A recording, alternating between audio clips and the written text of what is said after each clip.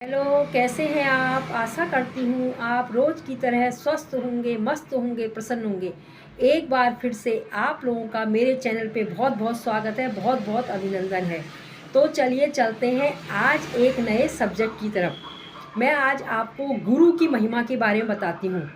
Guys, अगर मान ली एक मैं उदाहरण दे रही हूँ आपको, इसको समझिएगा आप। इस उदाहरण को मैं क्या कहने जा रही हूँ, आप चैनल पर बने रहिए और मेरे चैनल को लाइक कीजिए, शेयर कीजिए और एक सब्सक्राइब का बटन दबा दीजिए प्लीज़। तो चलिए बताती हूँ मैं आपको गुरु की महिमा। गुरु की महिमा इतनी बड़ी है कि एक मैं उदाहरण दे रही हूँ आपको, इस उदाहरण से आप समझिए। एक चींटी है, ठीक है। अगर वो मान लीजिए कहीं से भी हरिद्वार के रास्ता लगती है तो उसको कितने जन्म लग सकते हैं हरिद्वार जाने, बताइए। कम से कम 3-4 जन्म उसको हरिद्वार जाने में लग जाएंगे, ठीक है। अगर वही चींटी किसी व्यक्ति के बदन में चढ़ करके कहीं पर बैठ जाए और वो व्यक्ति हरिद्वार की यात्रा में निकल रहा है तो सहज ही वो चींटी जो है कम से कम 5-6 घंटे में या 4-5 घंटे में जिसने जहाँ तक जाना है वहाँ से वो चल देगी। चींटी जो है व्यक्ति के बदन में बैठ के 4-5 घंटे में उस भवसागर को पार कर लेगी, उस गंतव्य पहुँच जाएगी।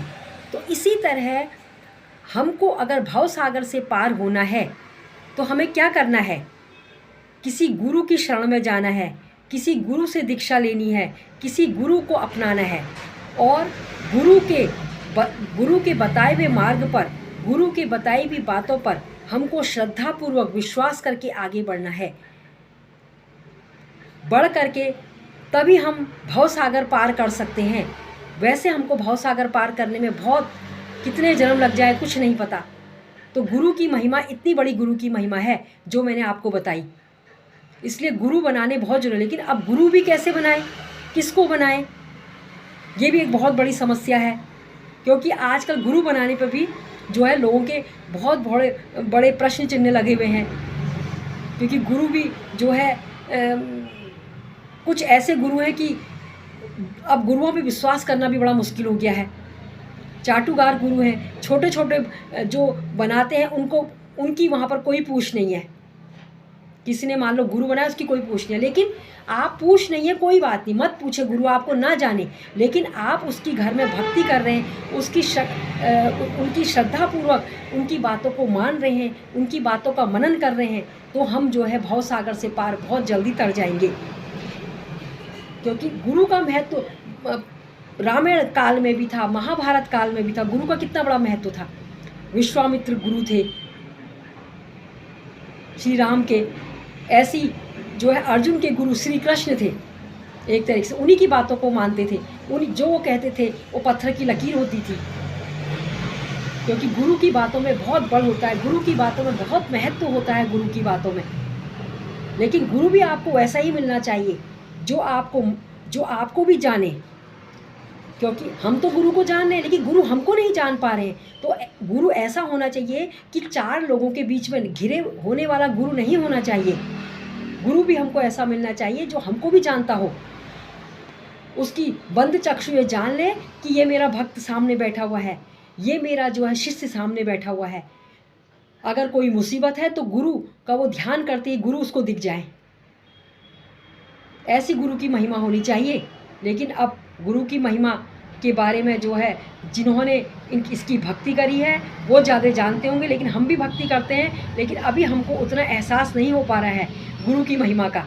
लेकिन गुरु की महिमा का एहसास तो हमको करना पड़ेगा, मानना पड़ेगा, तभी हम भवसागर से पार हो पाएंगे। तो गाइस, मैंने आज गुरु की महिमा के बारे में आपको बताया।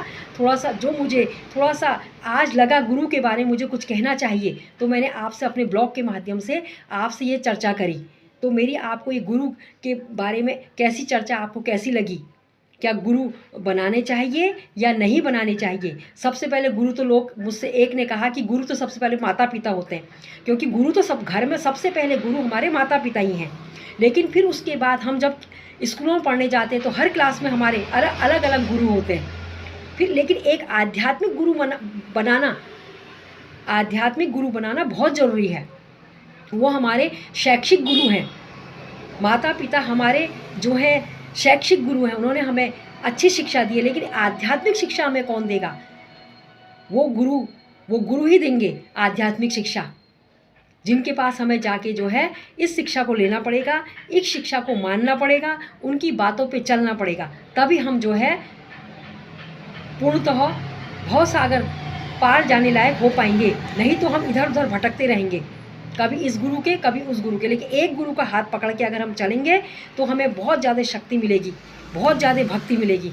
तो इसी के साथ मैं जो है अपने शब्दों को विराम देती हूँ और आपसे बोलती हूँ राधे राधे, हरे राम राम राम हरे हरे, हरे कृष्णा कृष्णा कृष्णा हरे हरे।